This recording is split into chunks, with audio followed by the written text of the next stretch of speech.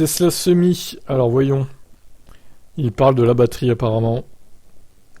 Alors comme d'habitude chez Tesla, les infos techniques, il faut aller les chercher. Depuis plusieurs années, Tesla ne communique pas sur la puissance de la batterie, ni sur la puissance des moteurs.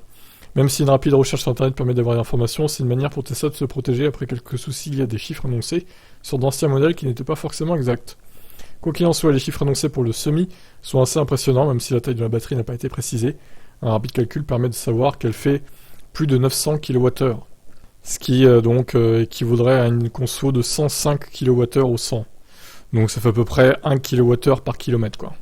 Si Tesla donne peu de chiffres, la marque donne encore moins de schémas techniques, mais sur Twitter, un utilisateur a publié les détails techniques avec la conception et les composants du Tesla Semi. Les images semblent provenir du catalogue de pièces du camion.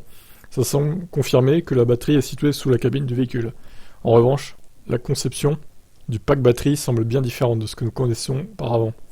Le pack batterie semble comporter 9 grands modules de 2 tailles différentes.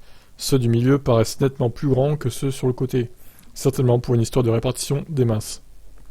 Donc voilà, c'est le fameux Green Only, lui il est toujours très bien renseigné sur Tesla. Les modules sont également et logiquement beaucoup plus hauts que n'importe quel autre bloc batterie sur les Tesla. Sur le modèle 3 par exemple, les blocs batterie sont aussi hautes qu'une rangée de cellules, même s'il n'y a aucun détail technique révélé.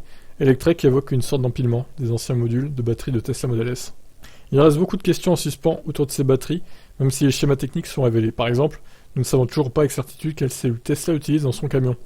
Peut-être utilise-t-il les fameuses nouvelles cellules 4180, mais Musk avait précédemment indiqué que ce ne serait pas nécessairement le cas. Bon, très bien. Le mystère demeure.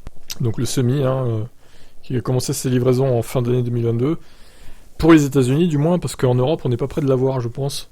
Pas avant, 3-4 ans, et encore s'il arrive en Europe, quoi. Ouais, je vous laisse commenter.